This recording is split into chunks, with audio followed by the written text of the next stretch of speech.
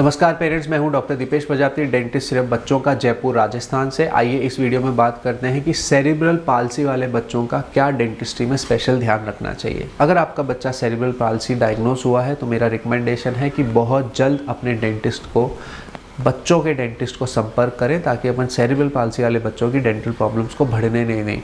मेरी प्रैक्टिस में बहुत ऐसा होता है कि सेरिब्रल पाल्सी वाले बच्चों के पेरेंट्स इतने दूसरे डॉक्टर्स को लेकर बिजी रहते हैं, परेशान रहते हैं कि वो डेंटिस्ट्री को भूल जाते हैं और फिर मेरे पास जब बच्चे के बहुत severe oral infection, dental infection हो जाता है तब आते हैं और तब अपन को बेहोश करके ही इलाज करना पड़ता है। ये आपके लिए बहुत पैसे भी ज़्यादा लगाता है और बच्चे की रिस्क भी बढ़ जाती है, बिकॉज एक सेरिब्रल पाल्सी वाला बच्चा बेहोश करने के लिए हमेशा एक हाई रिस्क पेशेंट रहेगा। तो मेरी बहुत हाई रिकमेंडेशन है कि अगर बच्चा सेरिब्रल पाल्सी का है, आपको बच्चों के डेंटिस्ट को बिना प्रॉब्लम दिखाना स्टार्ट करना चाहिए, जिसको बोलते हैं प्रिवेंटिव विजिट्स। सेरिब्रल पाल्सी वाले बच्चों का ब्रश करना बहुत मुश्किल होता है। अपने पीडियाट्रिक डेंटिस्ट से संपर्क करें और उसको पूछें कि इसका ब्रश कैसे करना है। ध्यान रखिए, बच्चा कितना भी स्पास्टिक हो, कितनी भी सीरियल सेरिब्रल पाल्सी हो, आपको ये तोड़ निकालना ही पड़ेगा कि इसकी 2 टाइप ब्रश कैसे करनी है। सेरिब्रल पाल्सी वाले बच्चे ज़्यादा सख्त खाना चबा नहीं पाते, often liquid semi solid diet पे रहते हैं और कई बार पेरेंट्स उसमें चीनी और मिठास भी ऐड कर देते हैं, जो एकदम कैविटी प्रोन खाना रहता है। एक चीज़ और ध्यान रखनी है कि सेरिब्रल पाल्सी वाले बच्चे अपने दांत बहुत कटकटाते हैं।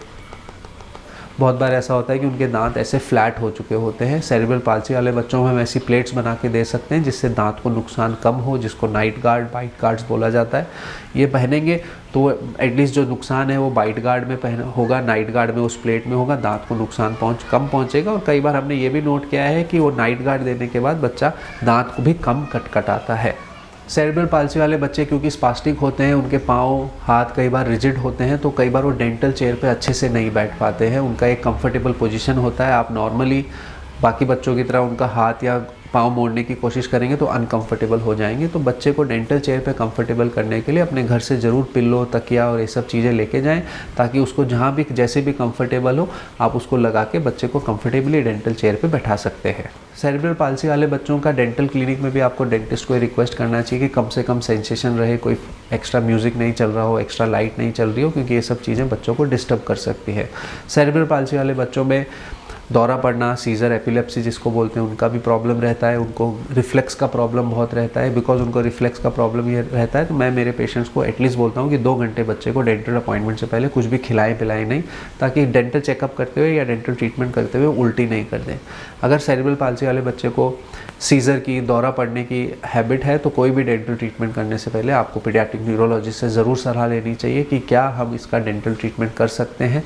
क्योंकि कई बार ऐसा होता है कि डेंटल ट्रीटमेंट का जो स्ट्रेस होता है, थोड़ा सा बच्चे को पकड़ के ट्रीटमेंट करते हैं तो उसी की वजह से डेंटल चेयर पे ही दौरा आने के चांसेस रहते हैं। डेंटल अपॉइंटमेंट लेते हुए बच्चे का ये ध्यान रखें कि सुबह सुबह का अपॉइंटमेंट लें, क्योंकि बच्चा भी फ्रेश होता है, डेंटल टीम भी फ्रेश होती है। स्पेशल बच्चे जैसे सेरिब्रल पाल्सी वाले बच्चों को थोड़ा टैकल करने के लिए पेशेंस चाहिए होता है, तो सुबह सुबह डेंटल टीम फ्रेश रहती है तो बच्चे को अच्छे से हेल्प कर सकती है।